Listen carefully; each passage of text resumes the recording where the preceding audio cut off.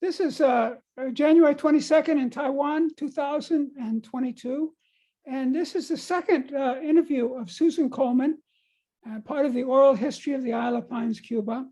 And Susan, when all the Americans, after Castro, all the Americans eventually left the island, and Susan was left there with her mother. And so she, in the first interview, she really didn't get to tell the full story. And so in this interview, this is for the second volume, this is volume 2 for her to tell anything else. And there's apparently a lot else, a lot more that she can tell. So go ahead, Susan.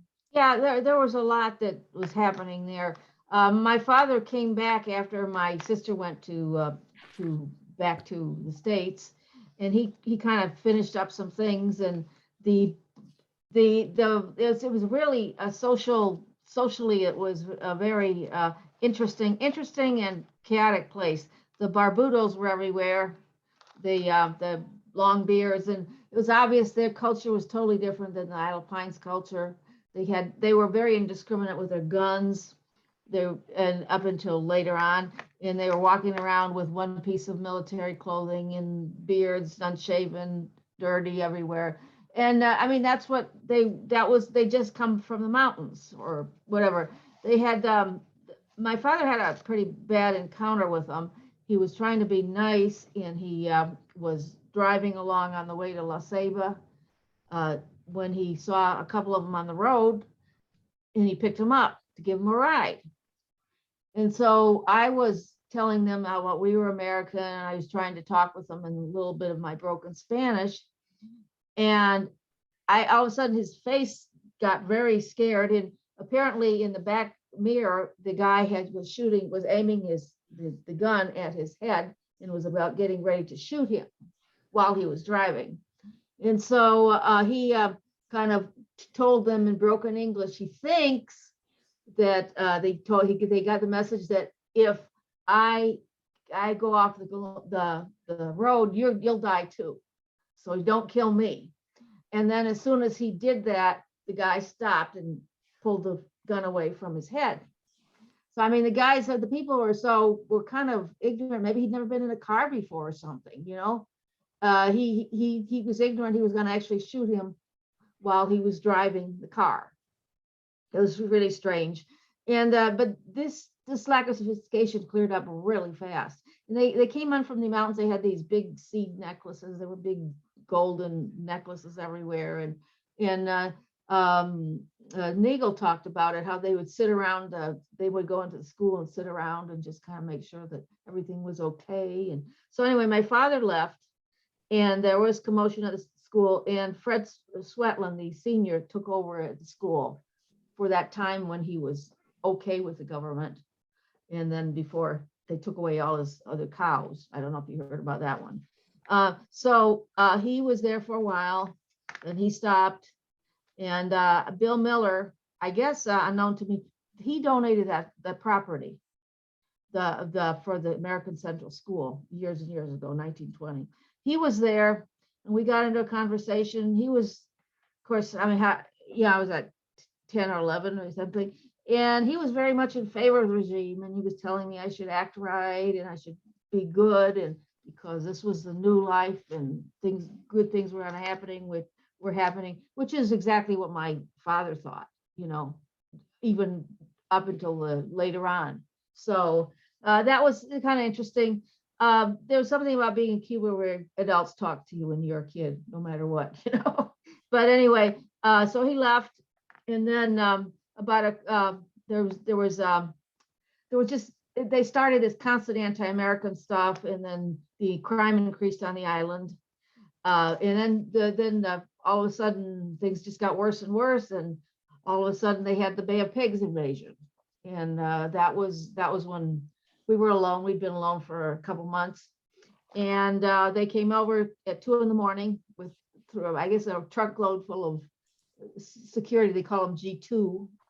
And they came into our house and started searching the house and talking to us. And, you know, my mother didn't speak Spanish.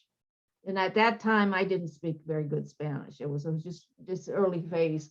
And they took us to the main headquarters down by Havana, by Gerona, to interrogate her, and got all the information on what was in the house, if there was a gun. Actually, there was a gun. And so she told him very quickly that there was a gun, because my father had bought this gun to defend himself against some of the little land barons of Batista before the regime change, as she told him, and they took it. And there was a safe that had been there forever, and we don't know what's in the safe. So they blasted it to see what was in the safe, and there was some whiskey in there. So, and they took us there. But I think what they did, they took us down to the main police station so that they could search the place. And they searched it from end to end while we were gone. And we're gone for 3 or 4 hours. And or in my mother was just flipping out. And so when we came back, this guy, we had all his bags packed. He had all these coins that he was going to take with him. And she found that a lot of the stuff she had there was gone, like the coin collections, the coins, some of the money that was stashed away, and a lot of her little things. She was a collector. And I mean, that happened. So then they put us on house arrest. They allowed us to get somebody to take care of the dog. And so we went down to Havana. I think it was by plane. We went there, and my mother was in the arguments I was having with those people there, just the G2 people. I was, 11 in my years and 4 months, and I was telling them how horrible they were, and what they weren't revolutionaries, and they were just evil people and terrible people. And I mean, no common sense. But and then they were snooping through my stuff. They were snooping through everything, just everything. And they found a picture that I had made of a woman, a nice looking woman in a bra with a towel covering her waist. And they thought that was decadent and immoral. And so they were telling us, well, yeah, you're going to have to go to a special educational correctional school. You can't come back here, And that was, I didn't know what to think. But fortunately, they didn't do that. My mother was in really bad situation. She was in a basement of one of the homes in Miramar. There was all these other, there were actually expats, not even Americans, expat women, just all in this one, 200 people down there. And there was like 2 weeks or so, she didn't have a towel, she didn't have this or that. She lost 15 pounds. But, I was, okay, there was a family of girls. There was two little girls my age. We spent all the day arguing about politics, wow. And because that was what they did in those days. Everybody argued about politics, and they learned how to pronounce their terms, all their new revolutionary terms. And it was kind of interesting, but we finally got out of there, and they put us on house arrest until they negotiated the prisoner exchange, or they started negotiating the prisoner exchange. I don't know if you know that they got money for the prisoners finally. And so we got a little scared, and my mother wasn't on board totally for going away, leaving soon, because she kept thinking that things were going to get better, and we would be fine, and we would hang on to the property. And so we just say, well, why don't we just keep going to Havana and going to the Swiss embassy, get to know the people in the Swiss embassy, get all the papers in order. And our attorney had already left. The assistant attorney name was, we call him Sandoval. His last name was Sandoval. He had been arrested because he was running around trying to get medical supplies and for the injured prisoners from the Playa Girón. And so I caught him, and they incarcerated him. And apparently my attorney there was 3 boys in the family. And the youngest boy had been one of the prisoners, one of the people who invaded in Playa Girón. He was one of the three boys. And so we stayed with his mother and for the time, and she was negotiating to get food. She was always getting packages over to these people, to this her son, and they were negotiating money. It was all about money, negotiating money to get these prisoners out, to make sure that they didn't get executed. She was part of the negotiating team, and we went there, and it was a nice place, and my mother still wasn't on board, and she was Mrs. Lamore. She was very pushy, and she kept saying, "You have to leave, you have to leave," which was true. We had to leave, and it wasn't happening. It wasn't going to happen right now at that time. And so the American Central School closed. They had this big thing with the Bay of Pigs, and it was about school was about over. And so then May, I guess the whole group of people took off from the airport. I did not know this, but there was a chartered flight coming out of the airport in Verona that all the Americans left, and it went from about 200 to about 35. So that was it. We were there, and we were one of the few that were left among the there was a lot of the Russian people, the Ukrainians, the Polish, a lot of German people, and but the Americans were a limited number left, and we were in Santa Fe. We were the only ones in Santa Fe who were Americans. The rest of them were in Verona or Santa Barbara or Columbia, so we did have that much contact with them. So then they ran the American Central School for another year after Bay of Pigs, and apparently there was with Cuban teachers that were selected for their communist affiliation, their Marxist beliefs and ideology. And I was the only American, and then there was the Harada children.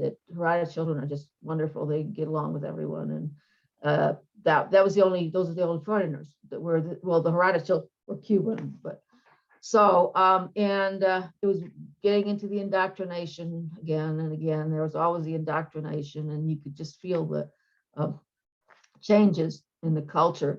And there was a lot of people there who wanted to learn English, and they were like 12, they were like 8, 10, 12 years older than me. Here I was, I had to have been in 4th grade or 5th grade, and there was people in my class 18, 20 years old. Some of them, they knew, there was already starting to say, some are Gusanos, some are revolutionary, but it was very intimidating to be the only American and the only person of that age, except the Haradas, that was in that school. And it was a lot of ridicule and abuse, and even then. And then when I went to the school in Santa Fe, I went to do the 6th grade in Santa Fe afterwards, and there was a lot of ridicule. It was like, well, now you're not in control. Now you're not a person of power. You're just, you don't have value. You're not a powerful person, and we get to treat you the way we want to. But I mean, that's just human nature, a lot of, so anyway, that, so in the food, there was just arguments everywhere. People were getting used to this new philosophy. They were getting used to the new socialism. They were trying to pronounce things. They would, and people were also just getting themselves in different schools, different leadership roles, different, the ones who were pro Castro were getting up there professionally. They were getting good jobs, really good jobs. And I mean, they just kept doing what they were doing. So, but we finally stopped going to the Swiss embassy because we did everything we could. We signed all the stuff. We did all the affidavits. We did all the testimonials, all the letters. I don't know. It's a horrible process to get out of it. And we were like ready, put on the list. And, but eventually it wasn't, you didn't go anywhere. But even in those days, I think we could have left. We could have left in 62 to 63, but getting back into 64, we weren't able to leave. But my mother was not, as I said, not on board with it. She was not out in the community talking to people. I was starting to speak fluent Spanish, and I was talking to people, and I was knowing what was going on. And she did not. She stayed with her little group of Americans and expats. She didn't speak. She never learned Spanish other than a few words. And she stayed with the Cayman people. There was people who spoke English in Santa Fe, the Cayman people and the Jamaicans. They kind of made their distance from us. They figured, well, you know, when the Americans we're no longer in power. We're just like anybody else. And I suspect that a lot of these Jamaicans, and they said that to me, some of them, they felt hostile about all the fact that they were treated as second-class citizens by the Americans all these years. They were just house staff, they were domestic labor, and they were, you know, menial labor. And now they didn't have to do that. They could make themselves more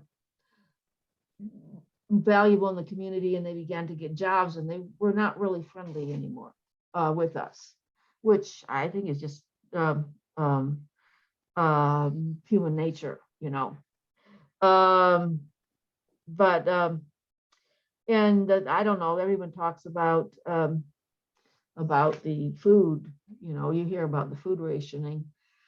It wasn't that bad for me because, you know, there were no small children in the house. There was no diabetics.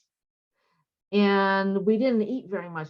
Two women, you know, my level of activity wasn't bad, but the rationing started very, very light. I think it was 6 pounds of rice per person per month. I mean, we couldn't even say, we can never eat 3 pounds of rice per person per month. Could you eat 6 pounds of rice per person in a month? No. No, but see, that was, you know, that was based on their culture. They all liked rice. They were rice eaters. And then they had 2 pounds of lard. My mother kept kosher. She didn't have lard in the house, you know.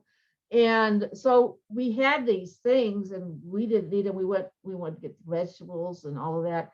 And then the food was just, making the food was a problem because there was nothing pre-made. And if you think of everything pre-made that most people have now, there was nothing. There was no frozen food. There was just tomato sauce. There was the cheese. There was no ham, no cheese, no fruits, no vegetables, no cereal butter. And we had, well, some fruits and vegetables, but better than the mainland. But you see, Hurricane Alma came around, I think it was in 1963. And what people don't know about hurricanes is they destroy the trees, the stems of the trees. So they not only destroy the fruit that's on the trees, that is forming on the trees, but it destroys the fruit for 2 or 3 years. So for 2 or 3 years, there just wasn't any good fruit. And, you know, I used to, you know, leave the house every day and go throw rocks at the mango trees, and I'd live off of mangoes during mango season. They just didn't have that, you know. And that was a big thing that I missed a lot. And but it was just and then the rice and beans, you know, it was good cash. You know, you could just sell it or trade it for malanga from the local person or something like that. That was what we used it for. And the chickens, if you had chickens, that was good. You could kill your own chickens. And occasionally there was a chicken, and everybody would wait for hours and hours to try to get a chicken in the line, which was, you know, very rarely. Used to be there was chickens once in a while. And the local neighbor is the one he helped us out, and we gave him our chickens. So chickens were great cash and great currency as well. But the milk was not rationed, the sugar was not rationed. And I don't know if you tasted the boiled milk that people make. The pasteurization, you get a low level of heat for a long time, but the way that you have to boil your milk in Cuba and everywhere else is you boil it and it bubbles up and it totally kills the protein. It has awful taste. So I just couldn't do it, and I drank raw milk, and I think that was what helped me out all those years, kept me healthy. And you know, the cows they did find brucellosis in the cows on the Isle of Pines. I think there was 11 out of 500 cows or something, and it was, but I never got it. It was just kind of frightening. And the pigs were not controlled. It was, Cubans' diet is very big on pork, and they would grow their own pigs. They would, a lot of them, it was still rural, they would grow their own pigs. And in the towns, they were so desperate for the meat, they actually grow their, raise their pigs in the tenement buildings and the steps. They'd raise them in their third and fourth floor apartments to get the pigs.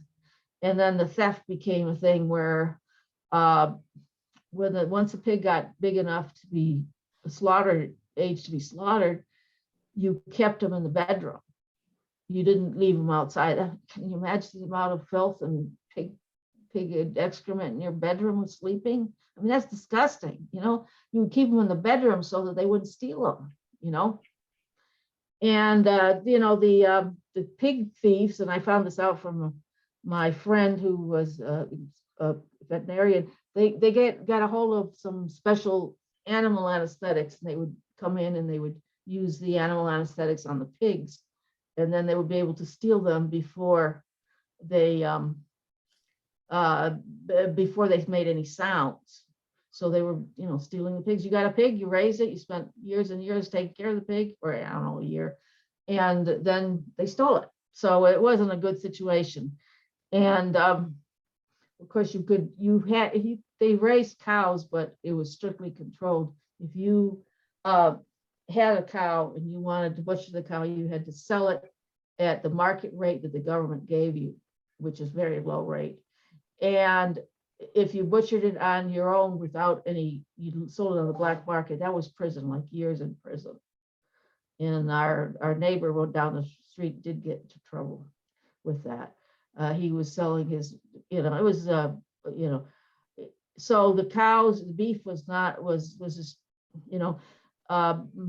beef you just couldn't have unless you went to the supermarket, to the butcher shop. You waited in line, and 2 hours, 4 hours, it would take like half day to get or half day to a whole day of my time to try to get beef, and you had your half pound. First it was a pound per person, then it went down to half pound per person, and it just kept going down. Like I said, the oil and the lard in the beans and rice, we used them for exchange, barter, and but it was just the amount of time it would take. We were 2 miles from the town. We were 2 miles from the store. And in the early days, I had my bike, and I could ride there with my bike, but then the bike broke, and I was having to walk 2 miles a day to and from the store to get these groceries, and at one time we didn't have anybody who could help us. We went, these big tanks of propane, the tall tanks. You remember when you were in Cuba, they used them for gas, for fuel. We had to replace our propane, and I had to roll it for 2 miles down the street to get it over to the gas station. There were cars, but we didn't have them, and we had to pay, or our friends had to give us rides. A lot of times they would do that, but but it was just a constant problem of the food, getting in the lines, getting the food, and cooking everything from scratch. And like I said, you hear about it also in some of these stories, that procuring food would take a day. Your whole day was taken up by getting food, or getting soap, or getting in line for the soap, getting in line for the food, and that type of thing. So, but I mean, people, you want my opinion? I think people talk too much about food. I hated the restrictive environment of the place, but I mean, I wasn't worried that there was no pork. I wasn't worried that, there wasn't enough rice. There wasn't 6 pounds of rice per person. But that was just me talking, but anyway, any questions so far? Anything you want to comment or? No, but when I went back to Cuba, we visited some Japanese out near Hokuro somewhere. And they had this huge pig, and and one morning they went out there and the pig was gone. Someone had stolen the pig, and they said, I don't know how anyone could steal such a big pig without it making any noise, but you've answered that. And then we went to, on the other, over in Santana, the brother of the man who used to work for us, I went to visit him. I was very close with him, and the brother would raise oxen. They always had an ox cart, so he would raise oxen, and they came and stole his oxen in the night. And so what you say, I've seen that too, that. This is something, one of my colleagues from when I went to school, Hirona, one of the kids in my class, I found out later, he later became a veterinarian. He was a veterinarian in Cuba. He never left. And the last time I talked to him, he had retired from being a veterinarian. He just wasn't working anymore. There's no medications. What am I going to do to people? I can't treat animals anymore. There's no medicine, nothing. So he just stopped being a veterinarian, and he developed a hobby, or the way he earned his living was by raising rabbits. So I mean, people got very creative. He was raised rabbits. Instead of being a veterinarian, he was a veterinarian. He was a rabbit farmer. Oh well, so much for education. So, but as I said, I was talking to you, I don't know, you noticed that, there was other things that were going on at the time, the political problem and the problems unique to myself. But another aspect of the prison. The prison was such a powerful presence on the Isle of Pines. In fact, it was from 1936. It was there. It was just there all the time, and in the middle of the island, and it was powerful. And then nobody ever went near the prison, even if they were probably allowed to be within 5 miles of it or 3 miles of it, but nobody even did that. It was just so horrifying to even be around the prison. And there was these big trucks running all over the countryside full of the back what do you call it, they're big trucks, not the little ones, were full of inmates, and they were taking them to work spots. Apparently that was a big thing in with Castro, not so much with Batista. They made them work, and they beat them if they didn't work. And so they were all over the place. And one day that my mother ran into Sandy, he was from the back of a truck, he was waving at her, and this was a couple of years, so he'd been in there for at least 2 or 3 years. And there were friends of, we didn't recognize any of the people, because a lot of the people would go to prison, and we didn't know if they would get executed or whether they were still there, So it was a very, very sobering thing to have this prison on the island, on just 5 miles away from me, 10 miles away from me. And you became kind of haunted with this, knowing that these people were there, and mostly the entire prison was political prisoners. They were not the common prisoners. You couldn't even feel, you couldn't feel sympathy. If it was common prisoner, you wouldn't feel sorry for them. Well, they deserve it. But these were political prisoners. And it just kind of made a pall over everything, And when we started, we had to keep going to Havana, and then we would get the wrong boats, and we would go with we'd call them the espirras, Who? where they would call them espirras, the women family members of the prisoners. That's what they call them. It would be spies in Spanish. They would call them espirras. And they would come over, I guess, to visit with their husbands. And if the husbands were good, you know, if they were behaving well, they would visit with them. And they would come over on these boats.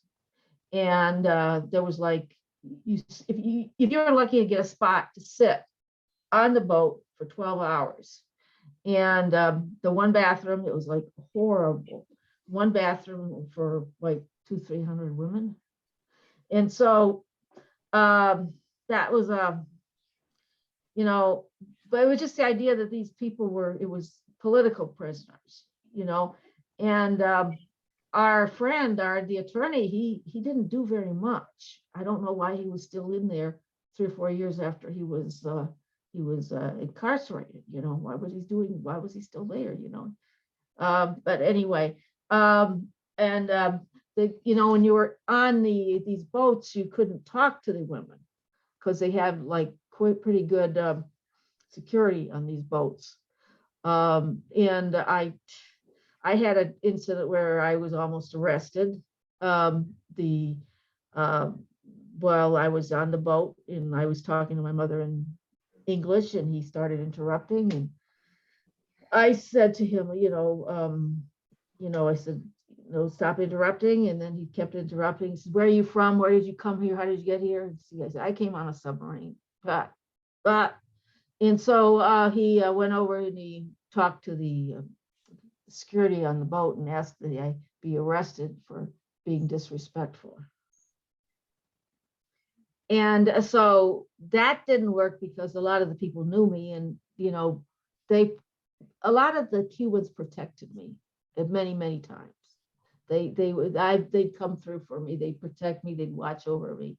And the guy who was, you know, the security, he knew me. And he just says, what are you talking about? Just leave the lady alone. And he says, oh, she disrespected me because I was wearing the uniform. When wearing the uniform, and he looked at it and says, you know, you're not even wearing the uniform, you know. He was wearing a jacket, a military jacket, and you know, anyway, there was always stuff like that anywhere you went, every time going out of the house, there was some particular thing that you were at risk for. But you know, I don't know how to tell you, explain the fear that I had of prison, the sadness that I had when I would see these trucks go by, and I couldn't talk to the women, but there was quite a number of my friends, actually your friends from school. Some of the ones came in would come on the bus from Santa Fe. Vicente was one of them. Fortunately, a lot of them went down through the South Coast and they got out. You know, that's how the PINES would go. They wouldn't go up toward Miami, they'd go toward the Yucatan, because then that's why they had to start controlling the South Coast. But not all of them. And we had a lot of people who would come and talk to us because, you know, I mean, I think I probably knew more than anything about science and politics than anyone else in the town, you know. These, you know, no common sense, but yeah, I was really well read. And so the Santa Rita Hotel burned down. Did you know where the Santa Rita Hotel is? Yeah, oh yeah, we lived there when we first came to the Isle of Pines. Yeah, the Santa Rita Hotel Santa Fe. The Santa Fe Hotel. It was originally Santa Rita, owned by Mr. Walls, and Mr. Walls was the person that sold us the land corporation. He was a big landowner in Santa Fe, and so it burned down, and we were just horrified because it was such a beautiful place. You remember? It was really beautiful, and there was a healing thing. There was spring waters and the swimming. Santa Rita. Yeah. yeah, so I had a friend, people would come in and talk to me. This guy was from the island, and he was bragging to me about how he set fire to it. And he told me how he did it. The fumes and with the gas, and using a combination of gas and some type of fan of some sort. And he was bragging about it. He said, I did it, I did it. And I said, first of all, what an idiot you are to destroy something so wonderful. You just stupidity. Why do you do that? And the second thing is, why are you telling me? He told other people too. I mean, the Castro Underground weren't too good. The anti-Castro group weren't too good at picking their people. He told other people too, and he ended up getting arrested. So, which this is what happens when you tell people that you commit sabotage. You get arrested. People eventually somebody's got to find out. And he didn't last during his stay. They converted him. They re-educated him so that he was pro-Castro, and the only way I know this is I would talk to his family, and they would tell me these things, because you don't know it otherwise. You don't even know who's executed, who's there, or anything. And they said, well, he had gone converted, and he was very angry at all the people who had convinced him to be a counter-revolutionary. So right after that, everybody who hadn't left, I think a good number of them got arrested. So I think what happened is he kind of spilled the beans on them, and they're all, I don't know how many of them got executed, but I know, and my classmate, his uncle was executed, but you just didn't see. You'd hear they're arrested, you'd hear from family, and you just didn't know what happened to them after that. So I don't know. And they were quite prominent. So I don't know, what time is this? How much time have I spent? No, you were talking about the fear of the soldiers. And when I did go back to Cuba, I stayed with Pablo and Beba Harada's husband, Pablo and Beba. Oh, I didn't know you knew him. He's a really nice guy. Yeah. Yeah, he died, he's passed away. He was so young. Yeah, some years ago. It was cancer. He died of cancer some time back. Beba now lives in Naples, Florida. I think Naples. It's off on the West Coast. Yeah, Naples. That's where they all live. All the Isle of Pines people live in Naples. All the Isle of Pines people live there. It's funny. Anyway, so we were in the car. They were driving me somewhere, and there were soldiers on each side of the road with guns, and they stepped out, and you could hear the fear in Pablo's voice as he said to them, "Oh, I'm sorry, we turned down the wrong road. We were going somewhere else." And then the soldier asked him, "Who's that in the back seat?" Because you weren't allowed to have Americans. And he said, "Oh, that's a German. He's a German friend of mine from Germany." And so they didn't inquire further. They didn't look for identification. And Pablo turned around and drove away real quick. But there was a fear of those people. They had authority that nobody could contest. No, exactly. And if you went to the wrong place on the island, you could be in big trouble. I couldn't see all of these things. That all I went from Verona to Santa Fe. I was very restricted. And if you went down to, say, San Juan or San Pedro, I've heard there was a huge barracks and guards everywhere. And San Juan was also very garrisoned. There was just military installations in all these places. You couldn't go to the beaches. You fish. I don't know if I forgot to tell you about that, but you couldn't get fish there, of all things, because of this structure they had, this military structure. And yes, I do, you couldn't go anywhere. I kind of felt bad, when I'm talking about this history, is I can't tell people about the way it was in the country, because I don't know. All I know is from other people telling me what it was, how it was. So yeah, but I don't know.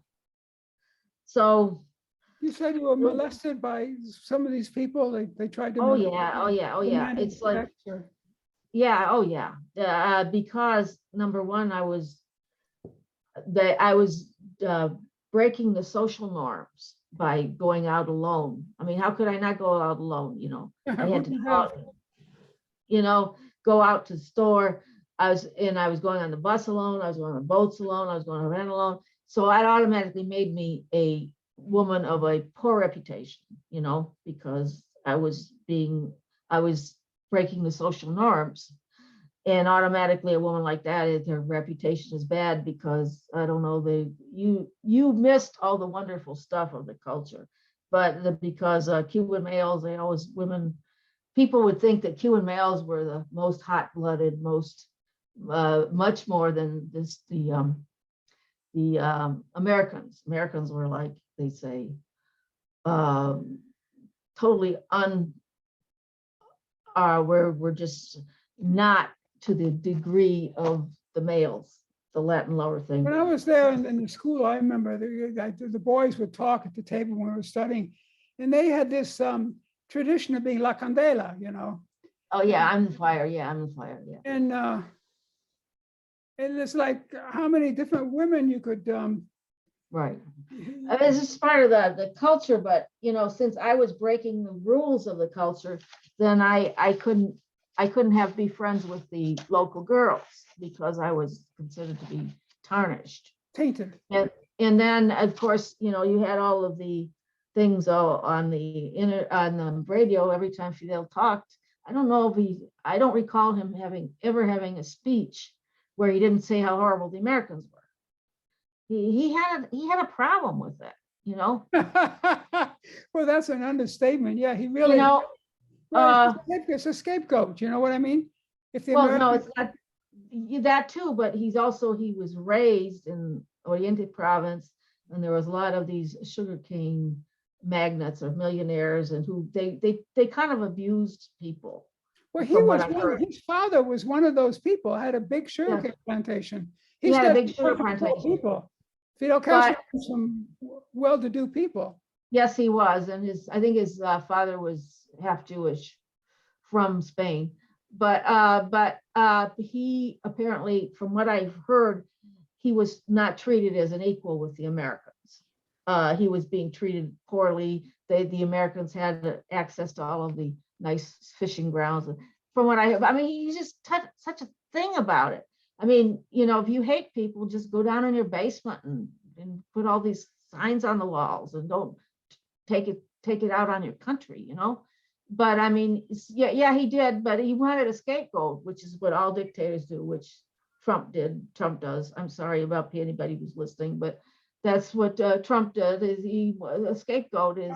Since you touched on that, I just want to say something because I've really noticed the way Fidel Castro operated. And then when who was it? When Trump came into power, I noticed a similarity. What he would always do, Fidel Castro kept everybody else off balance. Oh yeah, changing things. Everybody was off balance. No one knew what he was. And you know who else did that? Mao Zedong did that. I read a biography of Mao Zedong. He kept everybody off balance. And that's erratic behavior also. And when he talked about Trump did exactly the same thing. Even his own people were off balance. And he deliberately kept everybody off balance. These are, and then I read a little bit about the psychology of psychopaths. And this is one of the traits of a psychopath. These people, Mao Zedong, Fidel Castro, Donald Trump, our American, these people are psychopaths. And the masses just follow them. They just worship them. You know what I mean? It's really, it's astonishing. It's how similar it is what Trump is doing in America and what Fidel did in Cuba. Yeah, and I was just shocked I was 13, 14, 12, and I knew what was going on. I wasn't taken in by the baloney, but 30, 40% of the population was. They really believed it. It's, how does and I mean, we should know now that that's something that it is possible to indoctrinate and to lie and to convince. Well, when I went to Havana, I would go to Havana because I had braces, so I had to visit the orthodontist every month or something like that. And when I would go there, and as I walked from the bus to the to where the dentist was. In the stores, they would sell pictures of Fidel Castro looking like Jesus. In other words, Yes, and yeah. they did the same thing with Trump. He was all the evangelicals are just fawning on him like, oh, he's the second coming of Jesus, you know. And it's the same. It's the same. It's too recognizable. And yet in Florida, Southern Florida, all the Cubans are pro-Trump. It's like all over again, you know. Well, not that, no, it wasn't so much that, but you know, but once a dictator is a dictator and he's a totalitarian, there's quite a lot of, I mean, it doesn't matter if they're communists or he said he was a socialist. Well, It I mean, doesn't it doesn't matter. matter. It doesn't It- matter it- what it they just- are. Trump is what is he's free, very free. You know, government's bad. Very, very Republican, very whatever, laissez-faire capitalism, toxic. But, you know, capitalism. it It's doesn't the matter. same. But no, the Cubans, I don't want to speak for the Cuban in Miami, but I was always told, and I still believe that the reason they've always been Republican supporters because of what John F. Kennedy did to them. You Well, know, also they because of Obama. Obama tried to be friends with Cuba, and they did not like that one bit. But the fact is that the fact is, America can't run around controlling other people's government the way they govern. You know what I mean? It's right, yeah. this is not our job, and we did too much of it. No wonder people hate Americans. I mean, we did it in Chile. We did it in what was it? Was it Honduras or Guatemala? We did it in Guatemala. All over the world, you know, the Americans I were know. they were not squeaky clean at all. You know, No, and it never ever says it's the only country I have, you know, that's the problem. me too. But, Exactly. And it used to be a democracy too. It really was a democracy with John F. Kennedy. You could really believe in it. And with Obama, the beautiful things they said and did, you know, and it's Yeah. But you know, they're not squeaky clean, but the theory is that these the Cubans, John F. Kennedy did not support the Bay of Pigs. He did not give them air support, and if he had given them air support, and the other thing is they did not tell the fighters in the Escambray Mountains that they were going to invade. So you know, they were angry about it. Well, it's sort of stupid for them to organize an invasion like that and wide out in the open. And all the Cubans coming from Miami to some Central American country, what was it, Honduras or something, Guatemala? Guatemala. And wide out in the open, so many spies from Cuba were there. And it's so stupid of the Americans to think that this could carry this off. And it was illegal. You can't run around overthrowing other people's governments, you know. I think that's true, but there was the fighters in the Escambray, and they were less than 200 kilometers away, and they were just fighting in two separate. They never could two separate battalions. But yeah, it was a bad situation. But you know, that's when you know, that's what I was told. I know I'm not here to talk about politics, but that's what I was told. This is how the Cubans never did like Democrats from there. I don't know, but well, these Cubans in Miami, a lot of them actually are people like the Batista type people. They were very rich and very privileged in Cuba. And these people, it's a certain class of elite people. When Jamaica changed from being a what was it? It was a what country? It was it belonged to Spain, I think, originally, or something like that. And then the English took it, and all the Spanish people, they went to Havana. And so all those people, I didn't know about that. yeah, all those elite people in Cuba, they're like a special elite, very intelligent, and they're always in control of the economy and everything. And they went to Florida and they just prospered, you know. They became the bankers and the governors. They're smart people. But just like in us country, you know, we were colonized by the British. And say that again. You know, and what?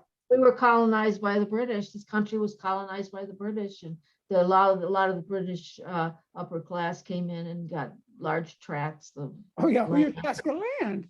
Yeah. Yeah. Well, that's the way it was. Yeah, That's that's like that too. It was given away to the people by the I think king. there were 7 families that owned it when the Americans came in the 1900s when they started with the land company starting selling property. But I mean, this is not Cubans. Cubans are not like the ones necessarily the ones that were pro Batista any more than Americans are those land sharks that came in. These Americans that were there were just farmers from the Midwest. Well, in my memory of the Isle of Pines, the Cubans who were always close to my heart and close to the heart of my family were the ordinary people, the Guajiros. We would go visit them and sit, and they always give you coffee. And also the people that worked at the gas stations or owned the gas station. All the people in Corona that owned all those businesses, they were all friendly people. They were nice people. These were good people. They weren't bad people. And we never really knew any of the rich ones. We weren't rich, so we never. Yeah, well, it is the same in my situation. And when Nagel wrote his book on the America's Forgotten Colony, it stuck me as very unusual. As the only person he talked to was Fred Sweatland. Exactly, exactly. And I said that to him, and he just ignored me. And he pushed me to get that picture of the American Central School that he used in the book. And I sent him my only photograph of it. He never even thanked me. He never even sent me a book. And so I never bought the goddamn thing. You know what I mean? Yeah. I don't think Fred Sweatland is an unbiased observer of what happened in the Isle of Pines. He's not a representative of the power of the income level. Not at all of the Americans or of anybody. That island was a rich and wonderful place. They had Russians, they had people from all over the world there. I've never seen a place like that, from Poland, from Germany. And it was amazing. Yeah, they were amazing. Yeah, it was an amazing but another thing that nobody talked about is my father used to go to these old estates of the Americans that lived there, who count the early settlers. And it wasn't just the Jones Jungle that had all these exotic fruits. There was these farmers. There was Jake's Place. There was Jacob's Place in San Juan. There was all these farmers, these American farmers who brought exotic vegetables, fruits, and plants from Java and Borneo. And when they did all this ecologic stuff, I used to see them. I used to go there and see these fruit trees that nobody's ever heard of. Well, see, my mother was friends with a man named Mr. Bingham who took her to the agricultural experiment station somewhere near Havana. And she would always come home with all kinds of exotic mangoes and things you've never heard of. And we planted them all over our farm. So there were so many fruits that were very valuable. What did the communists do? They took a bulldozer and bulldozed them all down because they had an idea of what they were going to turn this into. Well, grapefruit. You have to grow grapefruit. But yeah, but there was a lot of, I don't know, there was a Jacob's Place, there was Jake's Place, where we drove and go in. We never went there. I never began to see that island. The places you've seen, I've never seen. The places I've seen. No. Yeah, wow. I never heard of it even. Now, San Juan, there was a lot of American places, and anywhere you went, you would see these little enclaves with a lot of exotic fruits. I mean, egg fruits, star fruits. I don't mean caramellos, And so a lot of the Americans had this fixation on plants, on tropical plants. They'd come from the Midwest, and they didn't have access to that type of plant, and they loved it. And so that's gone too. That's part of the ecology, but most people don't even know it. When they think of all of these exotic plants and trees, they think of Jones Jungle. Jones Jungle was not the only place that had that, Jones Jungle didn't have exotic trees. She and her husband just let it grow. Her husband was a taxi driver. And she was? Yep, he was a taxi driver. And she just let it grow, and they made this heart-shaped vine with a path through the jungle. Yeah, for sure. And everybody, it was a tourist place, but it got burned down. And one of the students in the American Central School brought some of the woman's bones to school. The whole thing was sort of sad, It was also sad that all that happened. When Mrs. Jones, when she died, she was in that little, she hid herself in the basement. There was some thoughts about it being murder, but we couldn't, nobody could She prove was it. a, It was she was a strange woman. We asked her, what do you want to do? And she said, I pray every day to God that I would live to be 1,000 years old. And that was, she really meant it. She really wanted that. She was, I don't know, her husband had already died and she was wanting to cling to life forever. I don't know. well, It wasn't I, so, you know, it was a strange story. It was strange.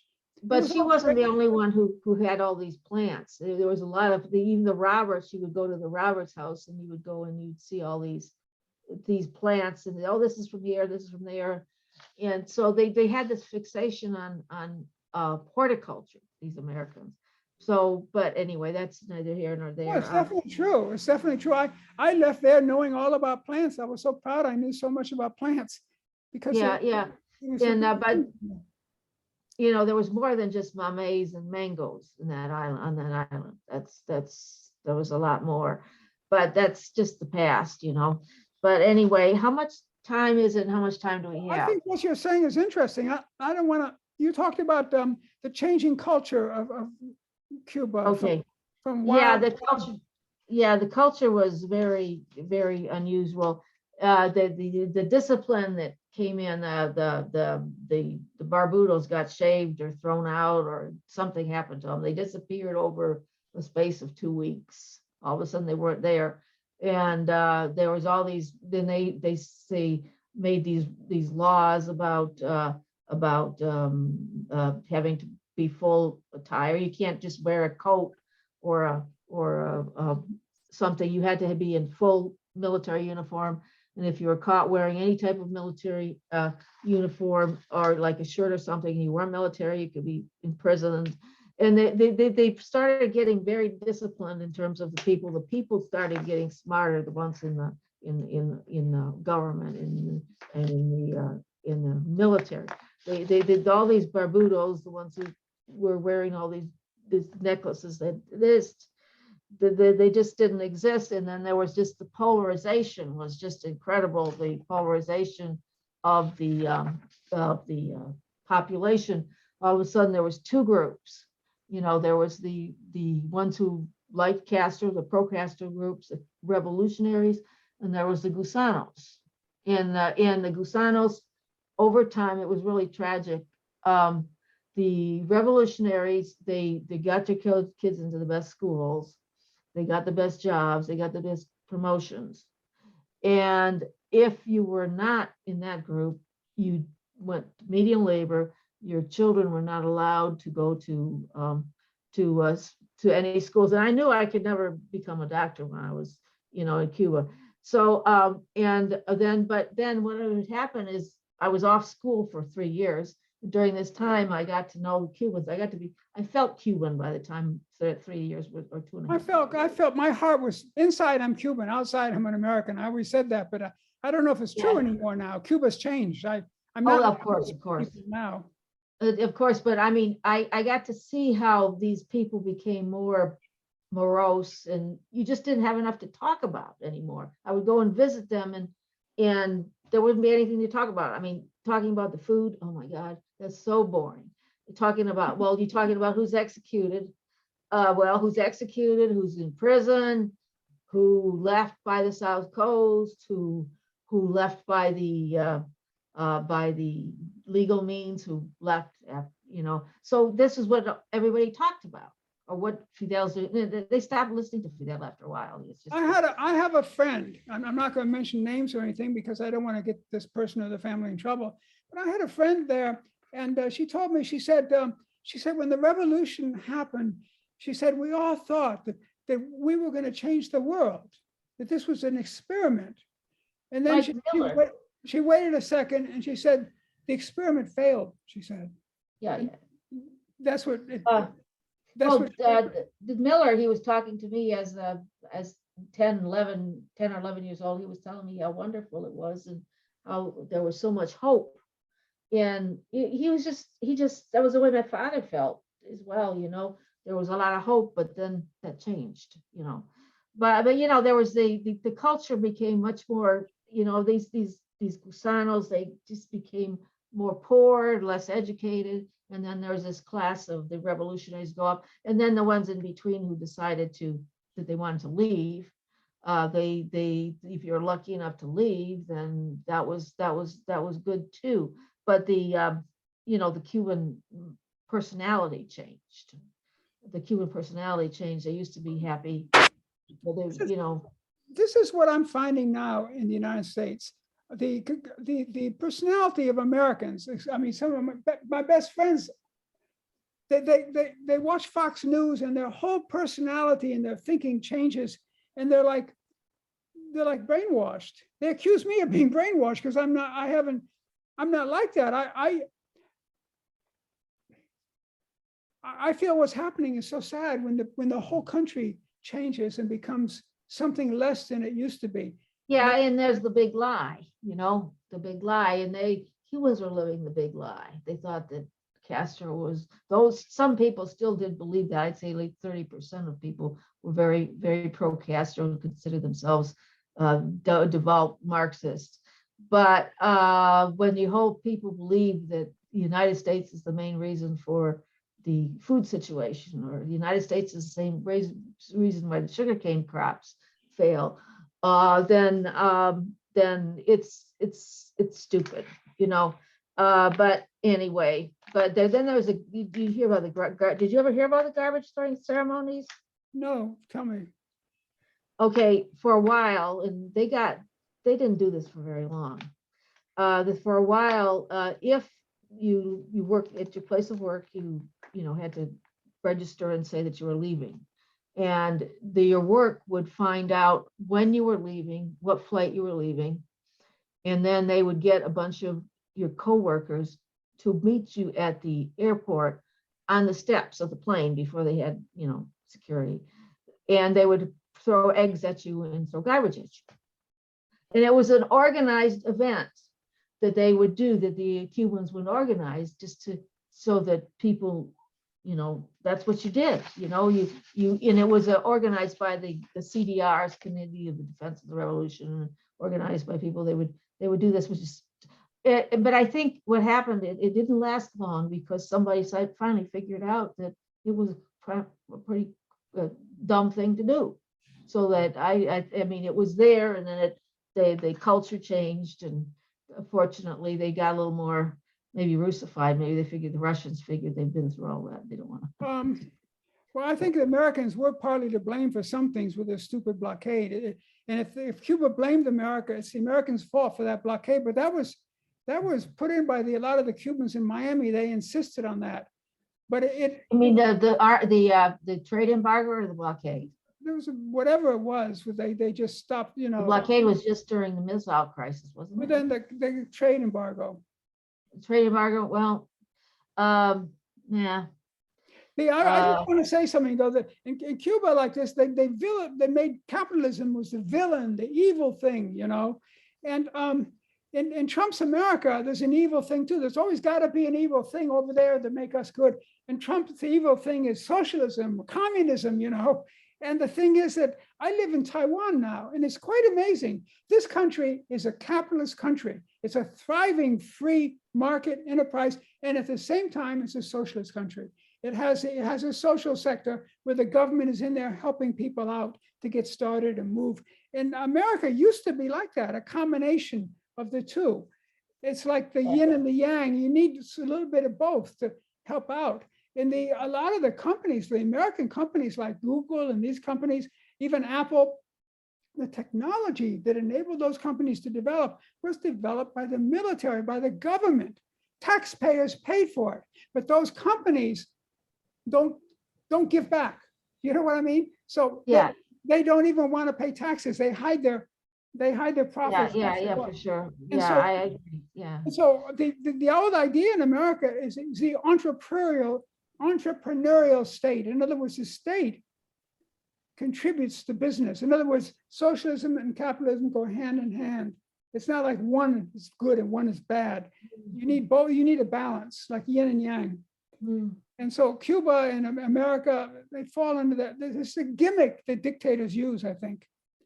Yeah, well, no, it's just a meme. I mean, I don't, if I wanted to be a socialist, And I would just go down and do my socialism, write my articles, have big posters of Che Guevara in the basement, but I wouldn't necessarily want to take my whole country with me and have them take the whole experiment, take the risk with me, because see what's happened, you know.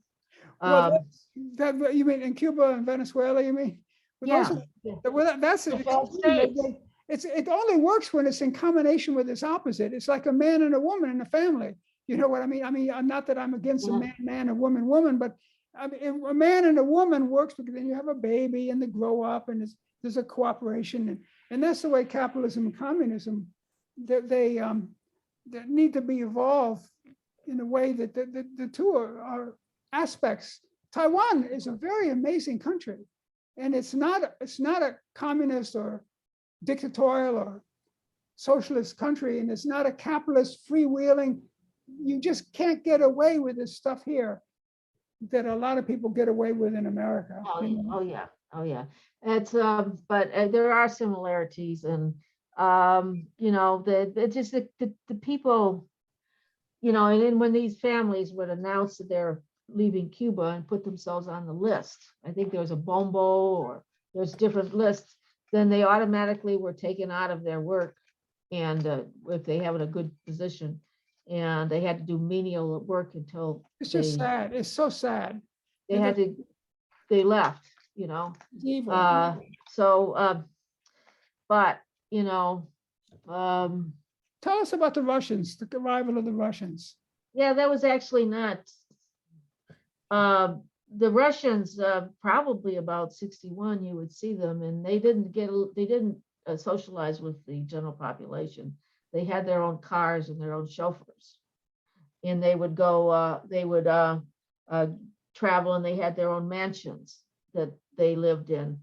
There was these mansions that were, like, I think Cajigas had a mansion in Santa Fe, that they would be living there in the mansions with maids and housekeepers and Yes. cooks, and then they had the chauffeurs, but they never talked to the public about what they were doing. It was all secret. And then I think it's probably about 64, 65, you would occasionally see a Russian family in Havana, but it was generally males in the cars, and you just didn't stay. And then you don't, I mean, my not having a car was probably not as much as you just didn't look around. You didn't know what they were doing. It was kind of like, you know, they're doing something here, but we don't know, and we don't want to know. And I mean, I got to know the ones that were in Santa Fe. There was 3 of them, well, actually 4 of them. And I got to know one of them I was dating, actually. He was a 26-year-old Georgian guy, and I got to see part of their culture.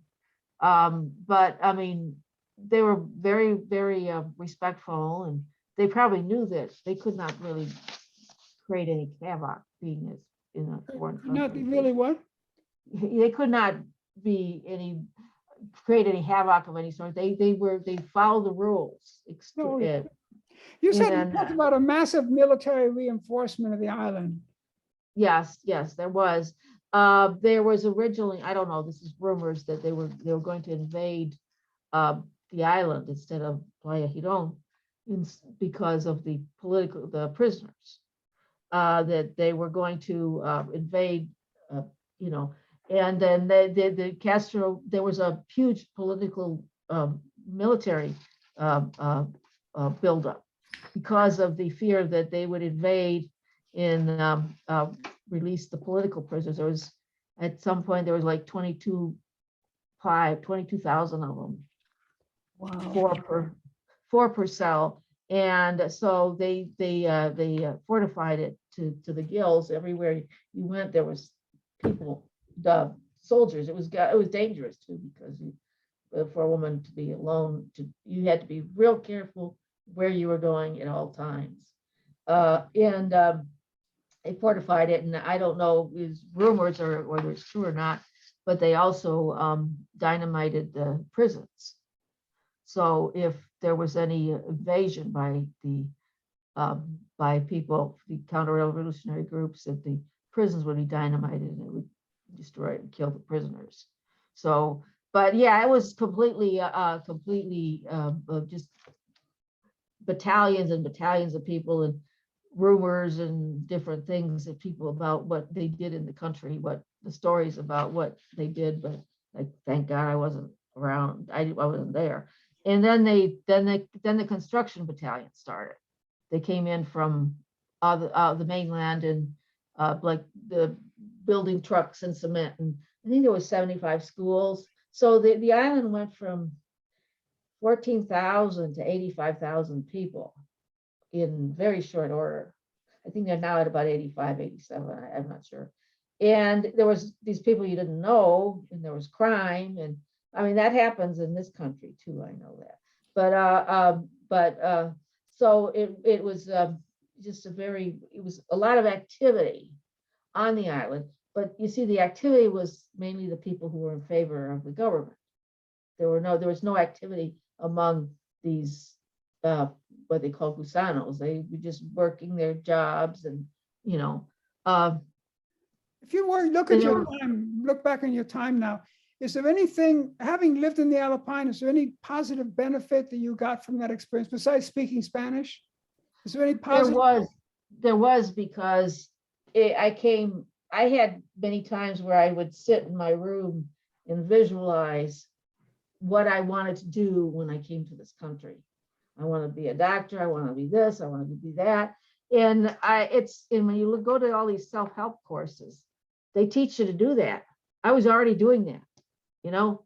And so, you know, so by the time I got to this country, I had this enormous motivation. You know, I think for 2 or 3 years of my college, I got straight A's. I didn't get a single B. Wow. You know, and then, you know, there was the motivation that came out of it from just sitting there and say, I want to go, I want to be something, I want to do something. And it wasn't happening. And I think that, you know, Nancy noticed that. She's, you know, that my resolve was so high, you know. Of course, now I'm retired. I already did what I wanted to do, you know. And so, you know, I'm not as committed anymore. I mean, I'm just a human being. I'm trying to be a human being, you know. But I mean, I don't think I could have accomplished a lot of that stuff unless I had that motivation that I got from and then the isolation was just horrible, but it did serve something, you know. But anyway. Yeah, well, what the Alpines gave me was a love for nature. I spent a lot of time walking out in nature, and I'm so sorry I never got to, you know, I was just a little kid. I didn't have a car or anything. I never got to go so many places, but then it was really such a beautiful and wild place, not very developed in those days. And it really gave me an appreciation for uncontrolled, unmanaged nature, the beauty of nature. Oh yeah, you know, I have a horrible plant addiction now. I grow fig trees and I grow caudiciform plants, and I can't be anywhere without having my plants. I have a greenhouse and I have a sunroom, and you know, so I think that's what it came from. I suppose I got 150 fig trees, maybe, I don't know. There's a lot of fig trees. Yeah, and so yeah, so I know what you're saying there, but.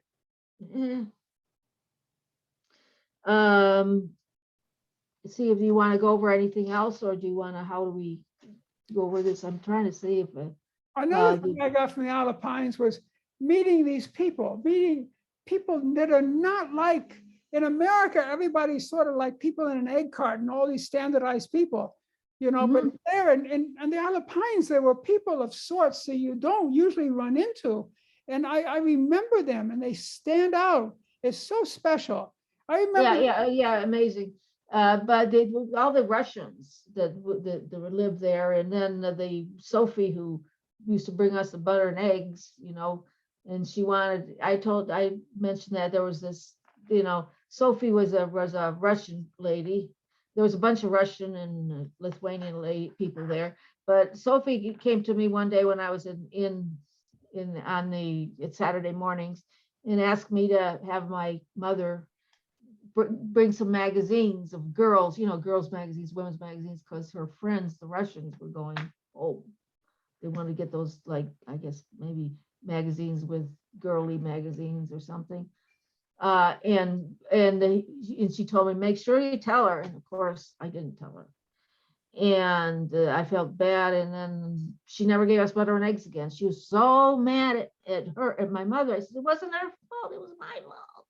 And it was something. But yeah, there was the Russians. There was the Pearlies, which I don't know if you knew the Pearlies, Veronica and William. I had a free lunch anytime I wanted to go there. But The Germans. we would go to a Russian lady, an old Russian lady, and my God, she had the most beautiful garden, and we'd buy our vegetables there.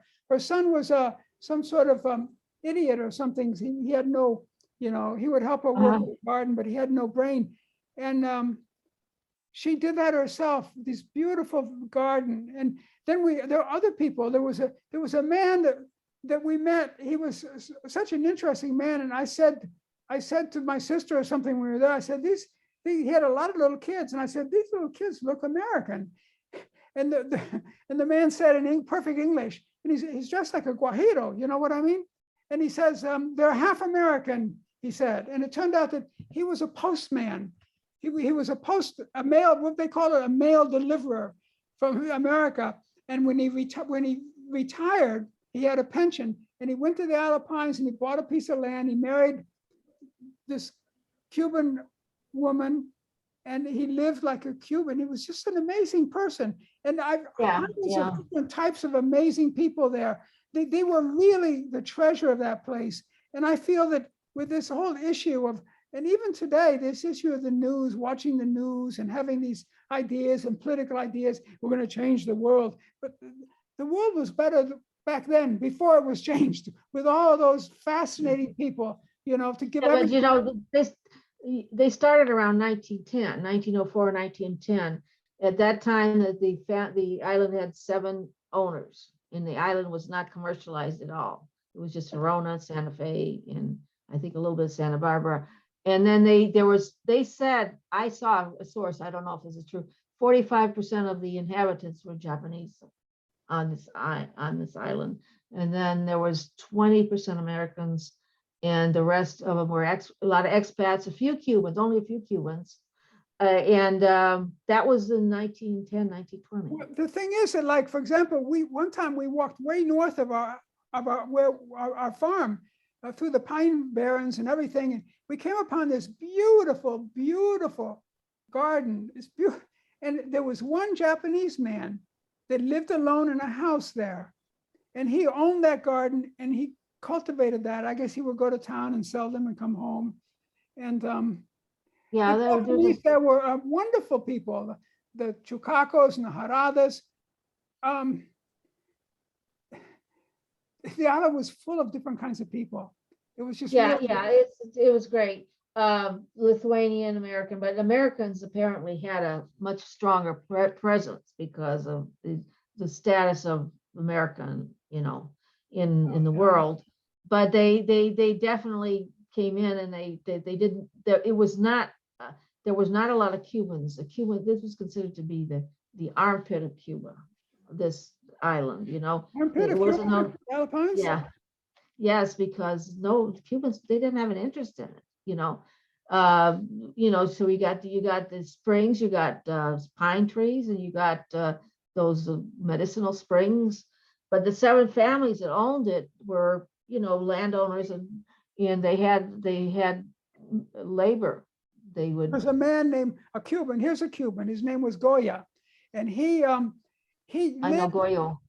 And maybe it's Goyo, and he lived in this bohío, a thatched roof house with the pine slats. Is that the one on Jucaro?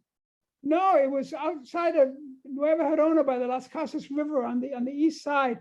We went there once to visit, and he would, all around the house were these skulls of these wild boars with a tusk coming out, and his joy was to go hunting for wild boars. And it turned out, in terms of land, he was the richest man on the island, and he never flaunted his wealth or had fancy things. He just arranged buying more land, and he owned so much of the island. It's Goya himself, just a Yeah, poor but person. he And he sold had a lot of the American land companies, didn't he?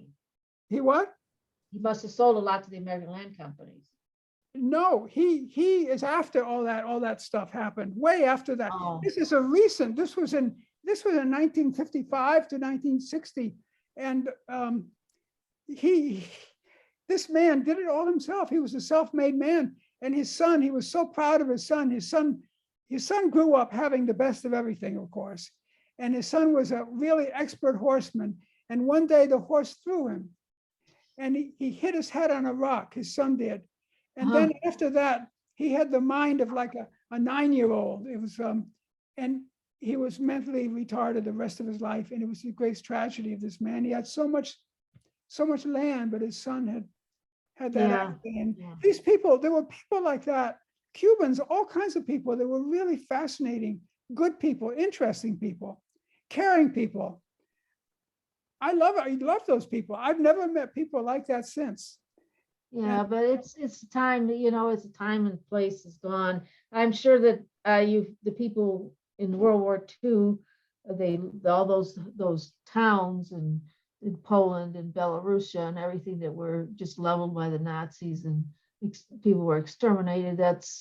It's just part of, unfortunately, the progress, the advance of humanity. It's sad. It's really sad. Yep. Do we have, I have other things to go over, but I don't know if I should do this or just do it some other time. No, go over them real quick and then we'll stop. It's a little bit long, but I don't want to miss this. What, tell us. Changing the culture and politics, we just kind of went over that, and that this is change the rival, the military enforcement, and as I said, you mentioned it too, the ecologic damage to the island, but not only to Yes. Tell us about that. well, there's you familiar with El Respiro? Is that the one? That was the one that was a little bit close to Santa Rita Springs. There was Santa Rita Springs, and then there was El Respiro, which was a bathing house where they had the warm springs coming up from the ground. That one was because when they started building all these cisterns and lakes, that one was destroyed, and then pretty much basically just clearing everything for grapefruit. And then I don't know, I never remember seeing water towers before, and the water table was kind of, I guess, bad. But the situation, as I said, I had said to you, unique to my family. This was a bad situation. My being there, my being ridiculed by the locals. The males thought that I was, I was American, so they hated me. I had multiple situations where I could have been killed, and also the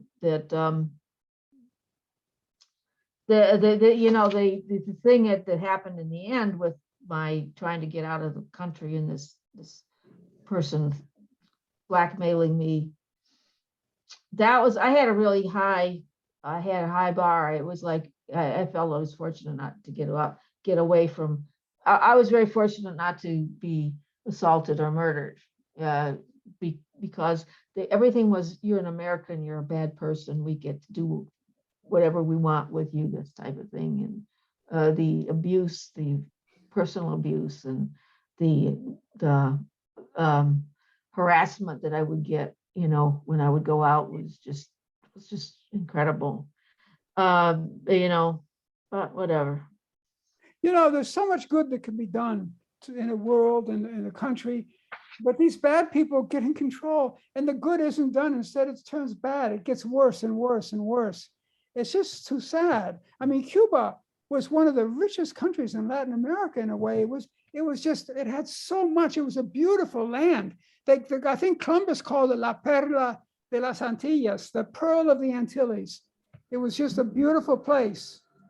And Yeah, actually, to tell you the truth, I came across some article somewhere, National Geographic or something, and it turned out that compared to all the other islands in the Caribbean, Cuba now has the richest and most fertile environment because yeah. development stopped. It just stopped. There were no American hotels. There were no Americans were at the time that when I was there, the Americans were busy ruining the islands by commercializing it and everything, making. Well, that may be the older Americans in the 50s, but the ones in the 20s were not doing that. No, I mean the 50s, but Building it the up. ones in 20s were buying up land and trying to build grapefruit orchards and everything. And they were so happy with the place. They were like settlers out west. But then the hurricane came along and devastated them. And they just didn't realize it could be such storms. The hurricanes down there are horrible. Yeah, I went through Alma. I didn't get the worst part of it though. It was actually a mild hurricane that I went through. But then, as I said, I told you I had, well, let's see, trying to think of anything else. Well, the getting out, this is personal to me, is how the boats in the later years, and I was in the sixth grade. I was sixth grade in Spanish. I did fourth and fifth in English. I went sixth grade Spanish. I went seventh and eighth, and then I went out. I was off for 3 years, and I said I learned so much and did so much when I was there. But at the end, toward the end, it was getting toward 66, 67, things got worse again. And as I said, the personal danger was high. But I noticed that it was an increased number of boats with the aspiras, the women. There was tons and tons and tons of boats traveling, boats from Batabanó. And they brought out the William Mills boat, which is that old hunk. I don't know if do you remember the William Mills? I think I rode it to Havana once. It wasn't an old hunk there. It was a boat chugging along, chug, chug, chug, chug. And we slept in a little booth, and in the morning they had café con leche with pan. Yeah, well, maybe that was a Pinero. But anyway, they pulled that one out because there was just so many people that were coming to the islands, of these women. And I found out later that I don't know if you knew about that Escambray rebellion, did you? No, tell me about that. I never knew about that. I don't know that much about Cuba anymore. I just found out about, I didn't know about it either. There was an ongoing war in the mountains, Escambray Mountains, from 1960 to 1966. That they have at least 900 men were executed, and then they had a huge toll of fatalities on the Cuban side. The Cubans, the Cuban revolutionary side, had a huge number of fatalities. In the beginning, it was just pro Batista, but later on, it was really the campesinos and the farmers from the Escambray. They were a lot of them were relatives of Spaniards who settled there, and they were farmers. They had large families, and they went out and they were there. They were trying to overthrow the government, and so the government had a couple solutions. They did what they call a limpieza.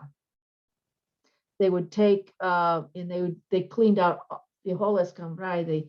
They pulled them out of their land and their houses, and families, women and children, and put them in barracks. They just literally, kind of like the Stalin type forced evacuation. Stalin had this. Why they did that is because the people support the revolutionaries, and they knew that from the mountains when they were there. Yeah, well, everybody was supporting them. Yeah. And even the kids would go and be guides and stuff. And so, and then this is where I think all the prisoners came from. And they had a really interesting setup. Have you ever heard of a conjugal visit? There was a lot of perks that these prisoners would get by towing the line with these in actually working, among other things. They would reward a lot of these prisoners with letting their wives come to visit them. Sad, really. And this everything. And so I was on the boats, but when